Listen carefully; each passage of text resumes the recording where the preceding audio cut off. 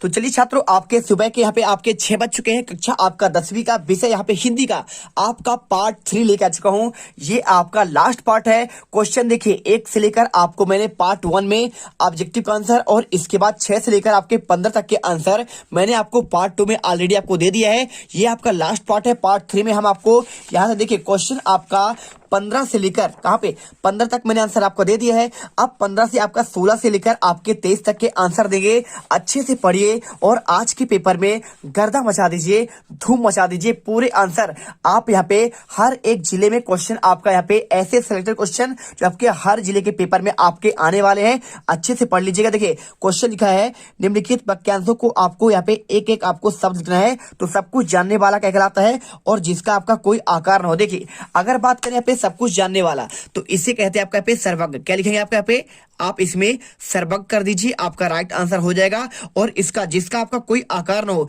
इसे कहते हैं आपका यहाँ पे निराकार। ठीक है, तो आपको यहाँ पे निराकार आंसर करना है। इसके बाद देखिए क्वेश्चन यहाँ पे निम्नलिखित वाक्यों को पढ़कर आपको अर्थ के आधार पर उनके आपको प्रकार बताना है। 2 नंबर क्वेश्चन है, कैसे करेंगे। देखिए आपका क्वेश्चन 16 का यहाँ पे 2 नंबर का था। इसका आंसर देखिए, निम्नलिखित वाक्यों को पढ़कर श्याम विद्यालय जाओ। तो यहाँ पे अगर बात करें तो श्याम विद्यालय जाएगा, तो आपका यहाँ पे आपका आज्ञावाचक हो जाएगा। आप आंसर यहाँ पे आज्ञावाचक कर दीजिए। और इसके बाद देखिए क्वेश्चन राकेश घर जाता है, तो आप इसका आंसर देखिए ये आपका साधारण वाक्य है, आप लिख दीजिए साधारण वाक्य या फिर आपका यहाँ पे विधान वाक्य। ठीक है, विधान वाचक आप यहाँ पे दोनों में से कोई ले सकते हैं।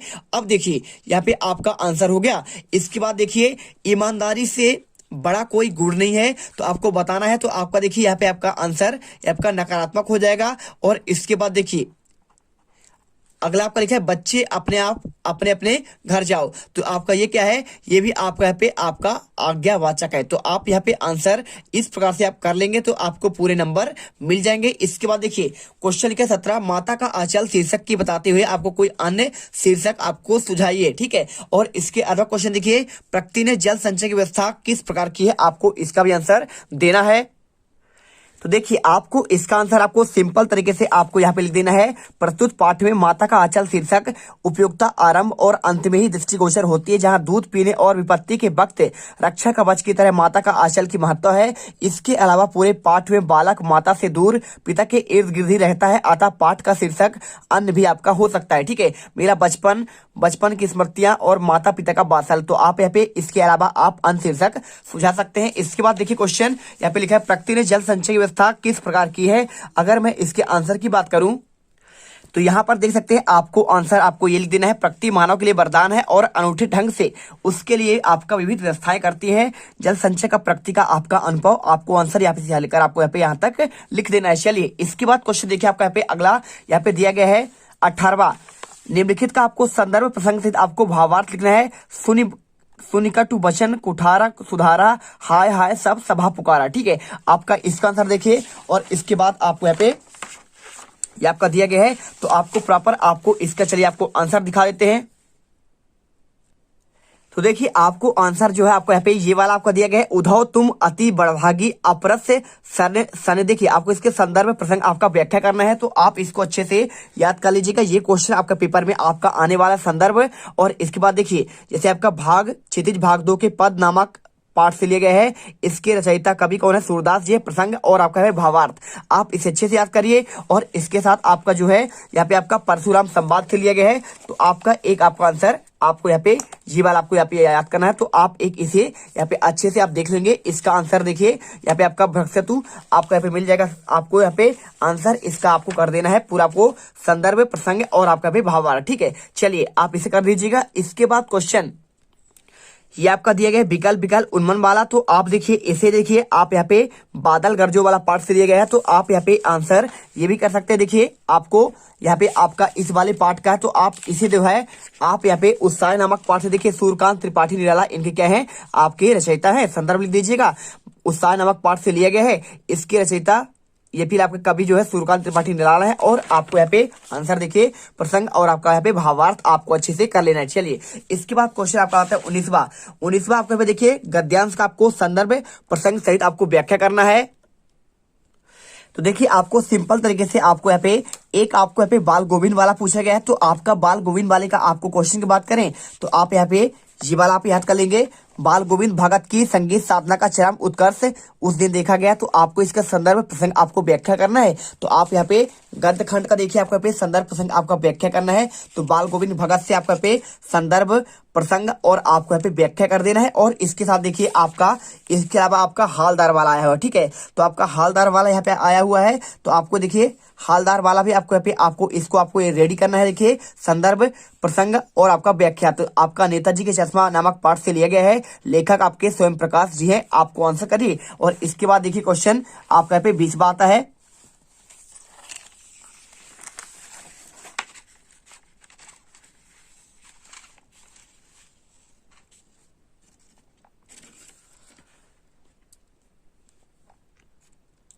तो यहाँ पे आपको सिंपल तरीके से देखिए आपको 75 शब्दों में आपको एक अनुच्छेद लिखना है।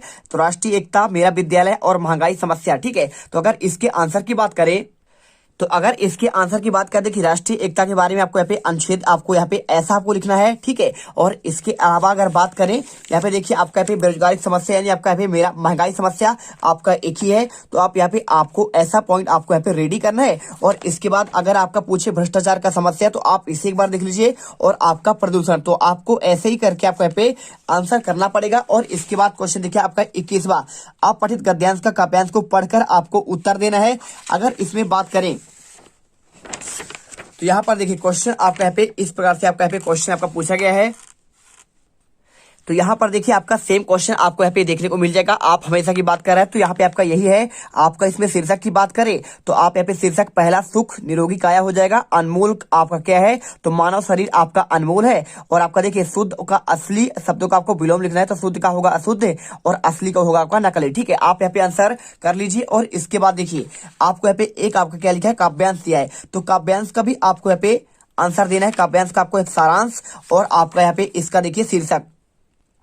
तो यहाँ पे आपका जो काव्यांश है, युवक नहीं देखा जो संकट को डरा नहीं, तो आपको यहाँ पे ये काव्यांश आपका दिया गया है और इसी में आपको आंसर देना है। काव्यांश का यहाँ पे देखिए सारांश दिया है और आपका शीर्षक आपका जवानी हो जाएगा और आपको यहाँ पे देखिए पूरा आंसर कर देना है, ठीक है। और बलिदान कौन देता है, तो संकटों के भय से मुक्त जोश भरा हुआ व्यक्ति ही बलिदान देता है। इसके बाद क्वेश्चन आपका यहाँ पे आता है, देखिए आपका 22वां, अपने प्रचार को शाला छोड़ने हेतु स्थानांतरण प्रमाण पत्र टीसी हेतु आपको आवेदन पत्र देना है। और अथवा में अपने जन्मदिन पर आयोजित होने पर सम्मिलित होने हेतु मित्र को आपको निमंत्रण पत्र आपको देना है।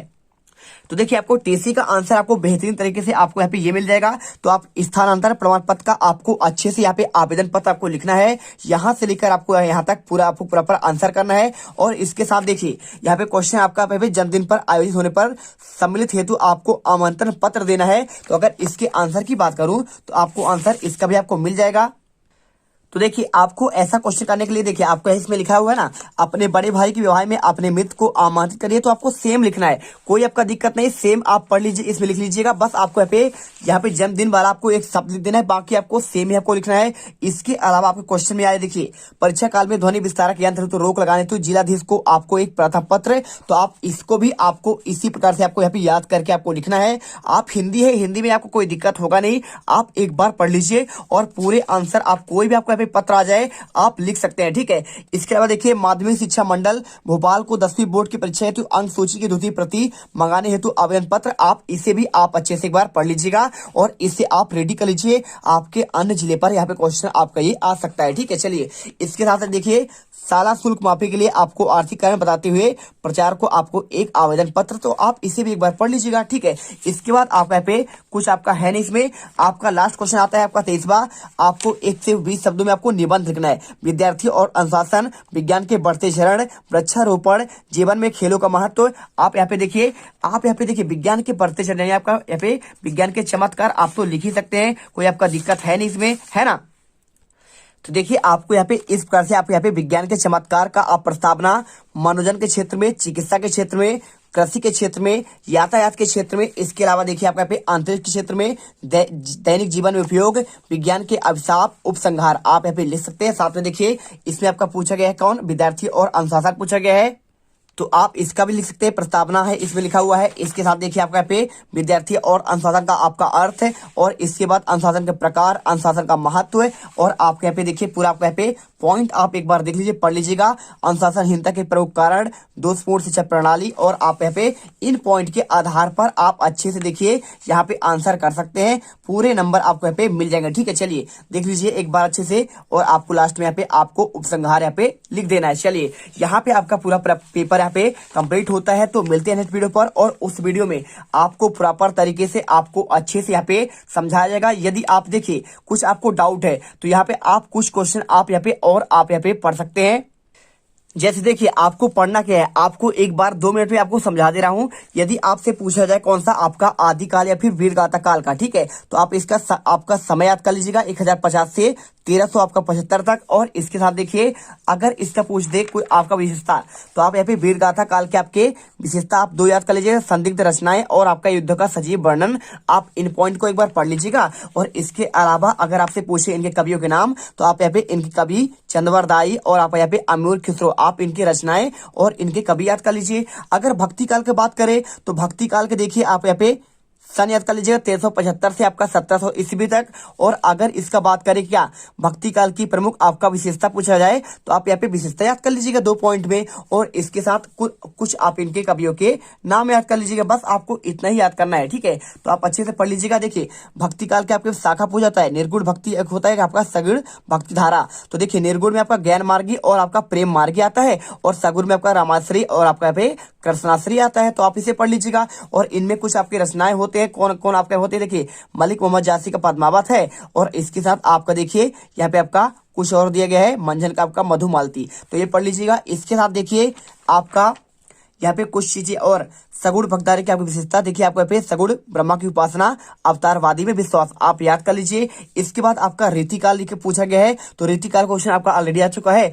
इसके आपका विशेषता पूछे तो आप यहाँ पे विशेषता एक बार पढ़ लीजिएगा। और साथ में देखिए आपका यहाँ पे आपके इसके 2 आपका विशेषता पढ़ लीजिएगा। इसके आपके कुछ कवि और इनकी आपको रचनाएं पढ़ लेना है। और इसके बाद देखिए यहाँ पे आपका छायावाद पूछा गया है, तो छायावाद के कुछ आपके यहाँ पे विशेषता 2, स्थूल के प्रति आपका सोच का विद्रोह और व्यक्तिवाद की प्रधानता। और इनके कवि के नाम बहुत आपका सिंपल, देखिए आप एक ट्रिक याद कर लीजिएगा, जसुमनी। ठीक है, तो जसुमनी याद कर लेंगे तो आपको यहाँ पे ट्रिक मिल जाएगा। जैसे आपका जयशंकर, और सु से आपका सुमित्र नंदन पंत, और म से महादेवी वर्मा, और नि से आपका सूर्यकांत त्रिपाठी निराला। तो आप यहाँ पे याद कर लीजिए, इनके आपका रचनाएं पढ़ लेना है। और इसके बाद देखिए प्रगतिवाद पूछा गया, तो प्रगतिवाद क्या आप यहाँ पे देखिए आपका पे विशेषता 2 पॉइंट याद कर लीजिए, यथार्थ का चित्रण, रूढ़िवाद का विरोध, और इनके कुछ कवि के नाम और इनकी आपका रचनाएं हो जाएगा। और इसके बाद देखिए यहाँ पे आपका दिया गया है क्या प्रयोगवाद, तो प्रयोगवाद का आपका विशेषता 2 याद कर लीजिए, है ना। और इसके साथ आपके इनके कवि आपको याद कर लेना है। इसी प्रकार नई कविता की बात करें तो इसके आपके 2 आपका विशेषता याद कर लीजिए, पहला और दूसरा, और इसमें आपके कवि के नाम याद कर लीजिए। बस आपको इतना ही पढ़ना है। और इसके अलावा देखिए कुछ इसमें है नहीं। यहाँ पे आपका जो क्वेश्चन दिया गया है, भक्ति काल को हिंदी साहित्य का स्वर्णयुग क्या कहते हैं, आप इसे एक बार पढ़ लीजिएगा। और साथ में देखिए यहाँ पे देखिए क्या लिखा है, रीतिकाल की प्रमुख रचनाओं के नाम। तो आपके पुराना क्वेश्चन जो आपको मैं समझा दिया हूं वही चीज आपको यहाँ पे दिया गया है, छायावाद के कवि और उनकी विशेषता, और देखिए इनके कवि के नाम, और प्रगतिवाद की विशेषता और इनके कवियों के नाम, और प्रगतिवाद की आप कवि और इनकी रचनाएं, नई कविता क्या है। तो आप यहाँ पे आपको नॉर्मल चीज ही आपको यहाँ पे याद करना है। काव्य की परिभाषा की बात कर रहा है तो एक बार काव्य की परिभाषा याद कर लीजिएगा। साथ में देखिए आपको यहाँ पे कुछ आपका इसमें खास है नहीं, आप यहाँ पे नॉर्मल तरीके से आपको देखिए यहाँ पे प्रबंध काव्य और मुक्तक काव्य में आप एक बार अंतर पढ़ लीजिएगा, है ना। आपके पेपर के लिए यहाँ पे महत्वपूर्ण है। और महाकाव्य और खंड काव्य में अंतर आपने पढ़ ही लिया होगा, यहाँ पे पेपर में आपका ऑलरेडी आ चुका है। और इसके साथ देखिए यहाँ पे आपका रस और इसके रस के प्रकार आप जरूर पढ़ लीजिएगा। देखिए रस के बारे में पूरा पढ़ लीजिए, है ना।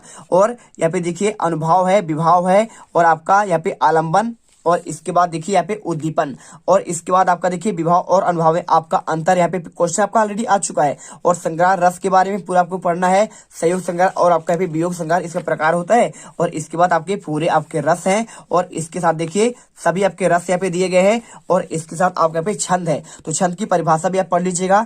और इसके साथ कुछ आपके यहाँ पे छंद के बारे में, मात्रिक छंद और आपका वर्णिक छंद और आपका मुक्तक छंद, ठीक है, तो इन्हें पढ़ लीजिएगा। देखिए दोहा दिए गए यहाँ पे, चौपाई है, और इसके साथ आपका यहाँ पे रोला, उल्लाला दिया गया है, गीतिका, हरि गीतिका और अलंकार। तो अलंकार में आपका यहाँ पे शब्द अलंकार और आपका अर्थ अलंकार होता है, अनुप्रास, रूपक और आपका यहाँ पे उपमा है। और इसके अलावा देखिए यहाँ पे उत्प्रेक्षा अलंकार और आपका यहाँ पे श्लेष अलंकार। तो एक बार आप इन्हें अच्छे से रोक कर पढ़ लीजिएगा, आपको यहाँ पे टाइम आपको ज्यादा लगना है नहीं। और बाकी मैंने आपको यहाँ पे पेपर में आपका ऑलरेडी ये सारी चीजें आपको बता दिया है। और आपके क्वेश्चन आपके ऐसे पूछे जाते, देखिए भारतेंदु के कवि और उनके आपके रचना, और एक आपका देखिए आपके द्विवेदी के कवि और इनके आपका रचना पूछा जाता है। और आपका यहाँ पे देखिए कुछ आपका है नहीं, ज्यादातर इतना ही आप याद कर लीजिएगा। और यहाँ पे आपका पूरा आपका A to Z क्वेश्चन आपका इससे बाहर आपका नहीं जाएगा। तो मिलते हैं नेक्स्ट वीडियो पर। जय हिंद, जय भारत। वीडियो अच्छी लगे दिल से वीडियो लाइक करिए यार, और आज के पेपर में यहाँ पे गर्दा बजा कर आइए। जय हिंद, जय भारत। और वो जो लाल वाला बटन है उसमें भूकंप लेके आओ या फिर भूचाल, मुझे नहीं पता, बस क्लिक हो जाना चाहिए।